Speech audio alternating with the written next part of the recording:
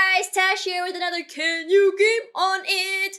You see our color of our room? This time it's blue because 2021 is the year where I no longer like pink. I will remember you. I'm gonna just change it around a little bit, you know? Year of evolution, metamorphosis, change. Speaking of change, Samsung Galaxy S21 is now here.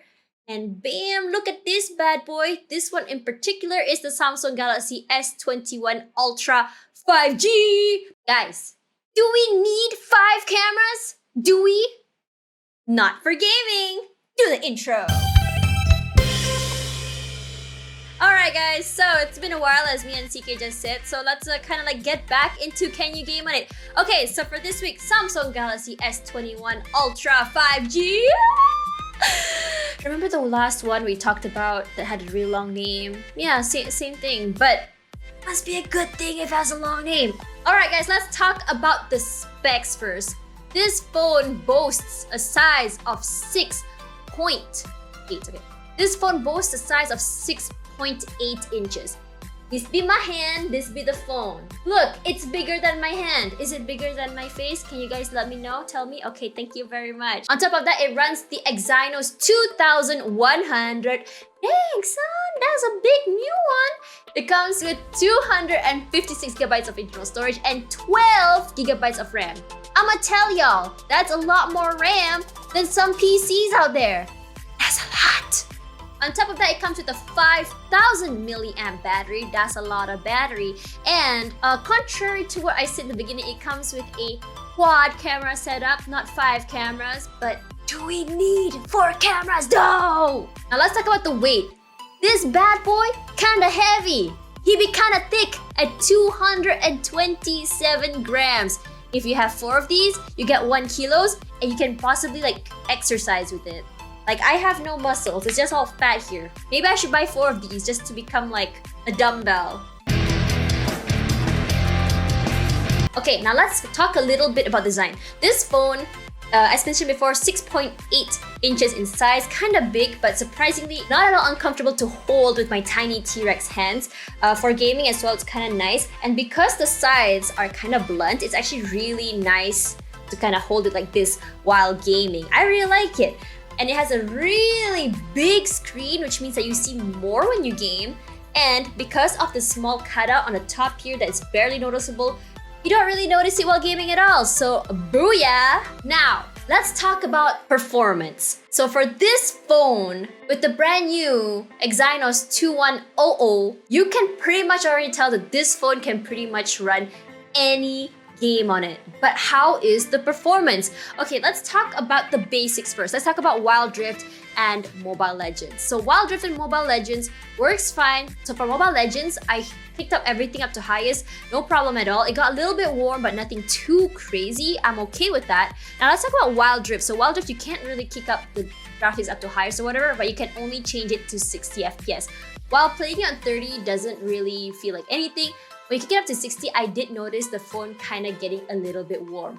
But in terms of on-screen performance, it's great. But unfortunately, something really weird happened during Wild Rift. I noticed that the screen had like the menu lines on the top and bottom of the display, which covered the top side and the right side of the map, which meant that I was kind of blind when I was playing here. And I'm not too sure what did that. I can't tell if it was a screen recorder or what, but it didn't go away. But when I played other games, that wasn't at all the case. Now let's talk about Call of Duty Mobile. Kicked up everything the highest, no lag, it was really smooth, love it. And on top of that, because I was like killing everyone, I don't know, I don't really understand, I don't know how to say this, but my aim felt a lot better, probably because of the big screen and because of Samsung's great AMOLED display, that's probably why.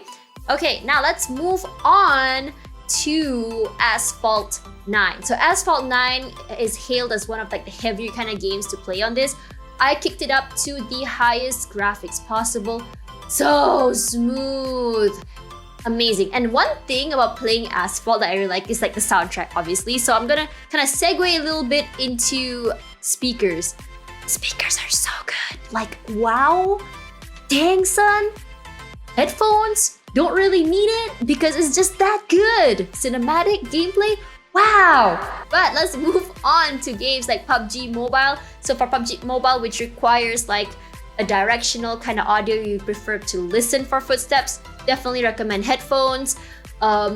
But if you don't like that, on screen there's also like a prompt. So it doesn't really matter anyway because that's how good the speakers are. Okay, now let's move on to Injustice 2. It's one of the few games that has 120Hz display. Speaking of that, this phone does come with 120Hz adaptive display. By adaptive display, it means that when you're just chilling around and not doing anything that requires high FPS, it reverts back to 60 or 30 FPS. But if you're playing something that can go up to higher FPSs, it will automatically kick it up a notch all the way to 120. Love it. Now, the heaviest game of all time, Genshin Impact. So every time I review a phone or a device, Genshin Impact will do two things. Will either lag or make the device really, really hot. So on default for this phone, you come in with medium settings. And with medium settings, everything was so smooth and it wasn't even warm. It was just so good.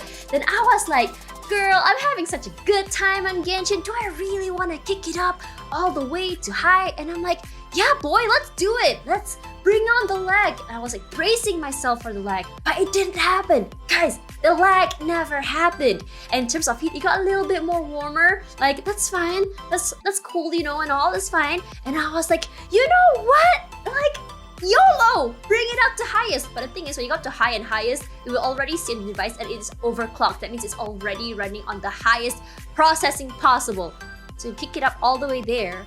It didn't lag still. Like, it was not lagging. It was still smooth. Like, it was like, okay, I'm gonna admit, like, if you're like moving the screen really, really fast, there is like a little bit of a frame drop, but nothing too crazy.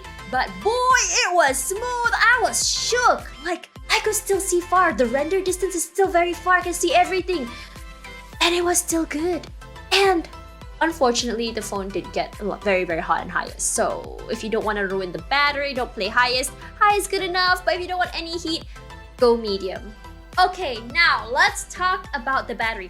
Before we get into that, y'all, so 5,000 milliamps battery. Whenever I say about battery, I always talk about a charger bundled into the phone. But this time round, let me just show y'all. This is the box, guys. It's thin, it's skinny, it has no charger. What happened? Now I can't have a fast charging brick. I mean, to be fair, they're doing it because they want to save the environment. So if you don't have a fast charger, you're basically S-word out of luck. You have to probably just shell out some money to pay for your own. So yeah, so there's that. But I don't know why I'm just so disappointed about it. I look forward to the charges. Why? Okay, now let's talk about battery drain.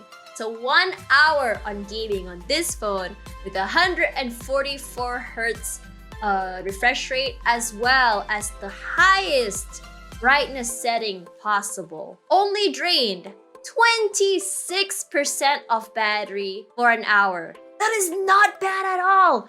I remembered when I reviewed the previous Ultra 5G, I think it was S20, I kind of complained about heat, right? This one, the heat management is so much better, battery drain is a lot less, and Genshin Impact can run on highest? Samsung, what kind of magic did you sprinkle on this thing? It's so good! So, golden question of the day is, can you game on the Samsung Galaxy S21 Ultra 5G? Oh my god, I said it right the first time. Yes, you can! And with unlimited power! If you want to get this for yourself, do check out your country's respective Samsung Galaxy website because this be kinda expensive. So if you just want to buy it for gaming, sure, maybe I would because this is a pretty good phone. Okay, that's all for today. Thank you guys so much for watching. And wait for a full review coming out on IGN Southeast Asia soon. Bye!